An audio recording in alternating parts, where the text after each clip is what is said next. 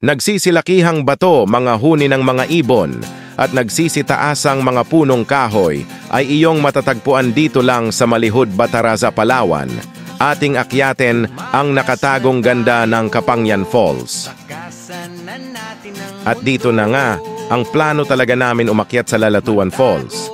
Kaso may mga kasama kami, mga bata at mga auntie ko, baka di nila kayanin ang mga matirik na daan at akyatin sa Lalatuan. Kaya ang napag-usapan sa Kapangyan na lang kami magtuloy maligo, mga ka-nature. At nagsimula na kami maglakad, mga ka-nature.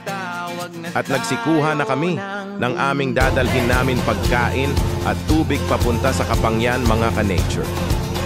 Habang naglalakad kami, ramdam namin ang init at pagod, mga ka-nature. At habang nagalakad kami, makita mo ang saya ng mga pinsan ko. Ngayon lang kasi kami ulit nakaakyat magpinsan sa bundok, mga ka-nature. Tumakas na tayo, palayo sa maraming tao. Tumiwalay at magtago sa maingay at malabong mundo. Umubulong ang hanging habagat. Habang naglakad kami, hindi maiwasan magkwentuhan at biruan sa daanan, mga ka-nature. At niyayakag na tayo ng karagatan.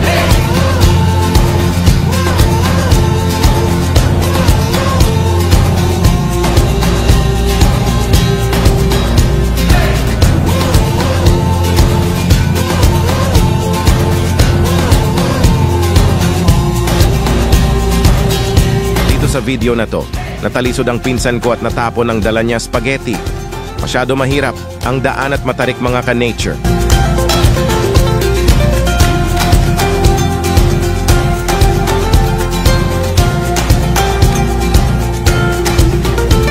Nananabig ang puso kong masilayan ng takip silim na uuhawang makita ang bukang liwayway. Hey!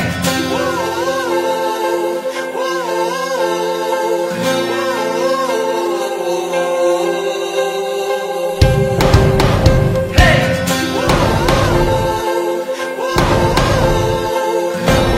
At mga ilang minuto lang, may nakita kaming bahay na pwede maghinto at makapahinga, mga ka-nature. Ang matapos na kaming nakapahinga, nagtuloy na kami maglakad sa aming puntahan, mga ka-nature. Makita mo dito ang ganda ng view.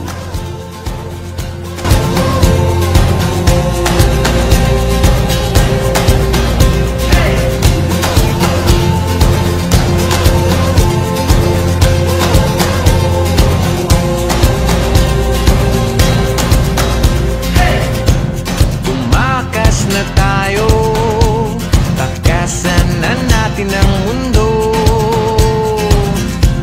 Magtago papalayo sa mas tahimik at payapang mundo. Bumubulong ang kagubatan, lagasgas ng ilog. At ako tong may dalang water jug na grabing sobra bigat at naligo na ako ng pawis dahil sa sobrang layo ng aming ginalakad, mga ka-nature. Sa wakas, natatanaw ko na ang Kapangyan Falls at tunog ng tubig na bumabagsak, mga ka-nature.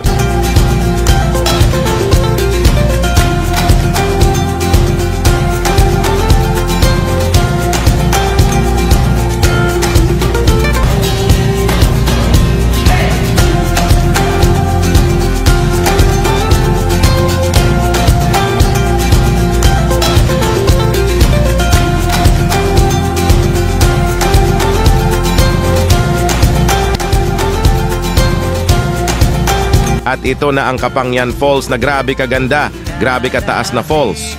Dahil sa sobrang init, excited na kami maligo, mga ka-nature. Na uuhawang kaluluwang makita ang bukang liwayway. Hey!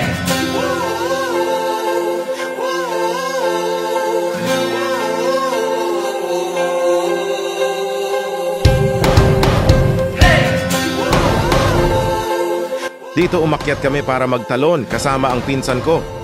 Dito makita mo ang linaw ng tubig at grabe kalamig, mga ka-nature.